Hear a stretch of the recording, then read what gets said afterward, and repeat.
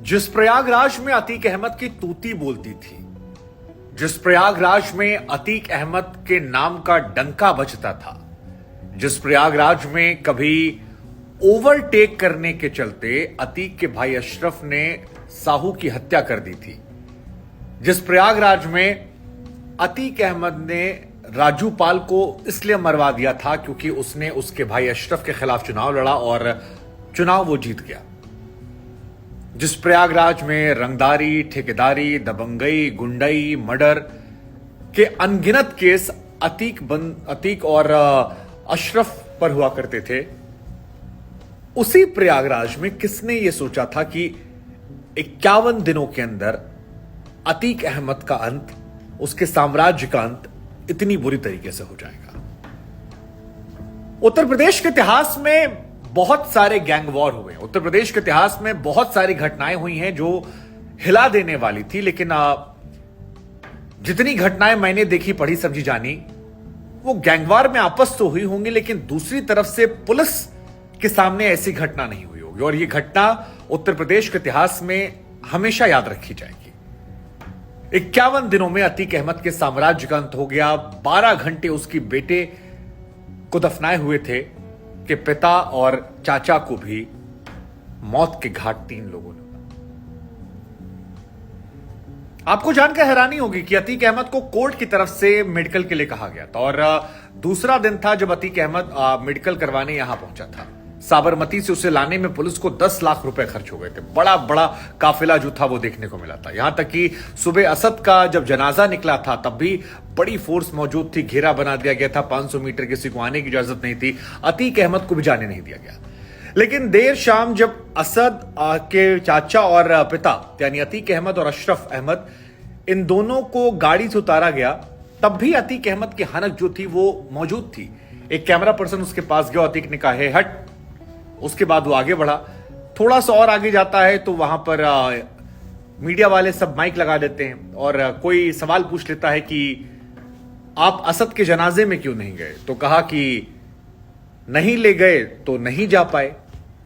इसके बाद कुछ और सवाल होते हैं और कहता है वो कि मेन पॉइंट ये है कि गुड्डू मुस्लिम, और ये गुड्डू मुस्लिम जो है यही आखिरी लफ्ज था, क्योंकि इसी वक्त नीली जीन्स पहने एक लड़का आता है, सिर पर बंदूक रखता है और जो पगड़ी है उसे थोड़ा ऊपर करके सर में गोली मारता है। मानो कि उसे क्लियर था कि निशाना कहां मारना है, किसे मारना है।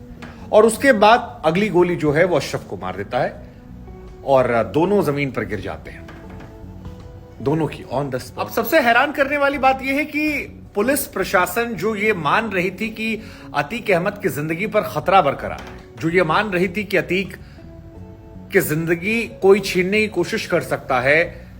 सुप्रीम कोर्ट में भी अतीक ने कहा था कि मुझे मिट्टी में मिला दिया, आप सिर्फ रगड़ रहे हैं, इनकी नीयत अच्छी नहीं है, मुझे मार देंगे। उस अतीक अहमद के साथ 9 पुलिसकर्मी होते हैं और जब यह घटना होती है, 3 लोग आते हैं, तो एक भी पुलिसकर्मी बंदूक नहीं निकालता। ये एक गौर करने वाली बात थी। दूसरी बात गौर करने वाली ये थी कि 2 शूटर्स को गोली मारने के बाद एक पुलिस वाला कमर में हाथ डाल के पकड़ लेता है। पुलिसकर्मियों को डर नहीं था या पुलिसकर्मी इतने बहादुर थे कि कबड्डी खेल रहे थे? यह भी सवाल अपने आप में उठेगा। तीसरी बात जो यह है कि शूटर्स ने गोली मारने के बाद भागने की कोशिश नहीं की, अपना चेहरा छिपाने की कोशिश नहीं की, शराफत से बंदूक फेंकी और हाथ उठाया, मानो पुलिस से कह रहे हो कि अब हमें गिरफ्तार कर लो, हमारा काम हो गया। जरा आप कल्पना करके देखिए कि 10-12 मीडिया वाले, कैमरा पर्सन, पीछे 9 पुलिस वाले, अगर ये शूटर जो है सर पे गोली ना मारते और दूर से निशाना मारते तो वो नरसंहार वाली स्थिति हो सकती थी। और ये ट्रेंड जो है ये बहुत खतरनाक है। मीडिया के कैमरे और माइक लेकर जाना और गोली मार देना, इस देश में कब किसके साथ क्या हो जाए आप कह नहीं सकते। हालांकि सरकार भी इस खबर को लेकर बैकफुट पर नहीं है। सरकार के जो मंत्री हैं वो फ्रंट फुट पर खेल रहे हैं। एक मंत्री हैं जिन्होंने 10-50 पर ट्वीट किया कि सबको उनके कर्मों पुण्य पाप जो है वो यहीं पर होता है। सुबह साध्वी प्राची ने ट्वीट किया था कि असद का तो हो गया, अतीक की बारी। और कई लोग और भी हैं जो फ्रंट फुट पर इसे खेल रहे हैं। हालांकि सरकार को तकलीफें अगले 6 महीने होने वाली मुझे लगता है, क्योंकि कोर्ट रूम में जवाब देना पड़ेगा, प्रदेश में स्थिति जो है उसको लेकर नियंत्रण करना बहुत बड़ी मुसीबत हो जाएगी। हालांकि योगी आदित्यनाथ ने देर रात होते संदेश भिजवा दिया है कि सभी प्रदेश में कानून व्यवस्था को बनाए रखें। अगर कोई मिस इन्फॉर्मेशन फैलाता है तो फिर उस पर कार्रवाई की जाएगी, कोई माहौल खराब करता है उस पर कार्रवाई की जाएगी। तो संदेश योगी आदित्यनाथ ने दे दिया है। पुलिस प्रशासन को एक्टिव भी कर दिया है। आपने देखा रात को पुलिस जो थी वो कई जगह गश्त कर रही थी और मेक श्योर किया गया कि सुबह कहीं ऐसी कोई अनहोनी घटना ना हो। सदन में अखिलेश यादव या कोई सवाल उठाएंगे उसको पॉलिटिकल जवाब होंगे, कई पहलू पर घेरा जाएगा। लेकिन सरकार को समझने वाले कहते हैं कि इससे सरकार की छवि जो है और मजबूत होगी, योगी आदित्यनाथ की छवि और मजबूत होगी। सरकार का हाथ इसमें है नहीं है वो एक अलग विषय है, जांच में क्या निकलेगा। उनको कहा जा रहा है कि पॉलिटिकल तौर पर फायदा हो सकता है। हालांकि बलि का बकरा जो है वो पुलिसकर्मी बन जाएंगे, क्योंकि पुलिसकर्मियों पर तो एक्शन होगा, पुलिस सरकार नहीं करेगी तो कोर्ट करेगी। और यही वजह है कि अतीक के गुनाहों की फाइल जो है वो भी निकल गई। हालांकि अतीक का दबदबा अगर आपको समझना है तो आप 79 या 89 या 90s में मत जाइए, आप इधर 2016 में आ जाइए। लखनऊ में एक रियल एस्टेट कारोबारी हैं मोहित जायसवाल। मोहित जायसवाल से अतीक अहमद ने 45 करोड़ रुपए की प्रॉपर्टी अपने नाम करवा ली थी। 45 करोड़ की। कहा जाता है कि गोमती नगर में उनको उठाया गया, किडनैप किया गया, मारा पीटा गया और उसके बाद उनकी सारी संपत्ति जो है वो जब्त करवा ली गई। उनकी एसयूवी गाड़ी थी वो भी जब्त करवा ली गई। बाद में मोहित जायसवाल ने थाने में शिकायत करवाई कि पहले बहुत मारा रॉड वॉड से और उसके बाद सारा जो है डॉक्यूमेंट्स वो सादे पेपर पर साइन करवा लिया, जिससे उनकी सारी प्रॉपर्टी चली गई। 2017 के आसपास जब विवाद चल रहा था तो अतीक को टिकट मिला था पहले, बाद में हटा दिया गया था टिकट। लेकिन उस दौरान भी 300 से ऊपर गाड़ियों काफिला लेकर वो आदमी जो है वो निकला था कानपुर की तरफ और तब भी चर्चाएं थी। एक गेट बनाया गया था, भव्य स्वागत किया गया था। अतीक अहमद के पास काफिले में 150 से ऊपर फॉर्च्यूनर थी, 80 गाड़ियों काफिला लेकर वो निकला था। जलवा एक दौर में देखा है उनके समर्थकों ने, उनके लोगों ने, और आज 51 दिनों के अंदर वो कहानी खत्म हो गई है। अंत शुरुआत गोली से हुई थी 79 में शायद, हाँ, और अंत भी गोलियों पर आकर खत्म। दोनों भाई हथकड़ी है, जमीन पर पड़े हैं, मौत हो जाती है।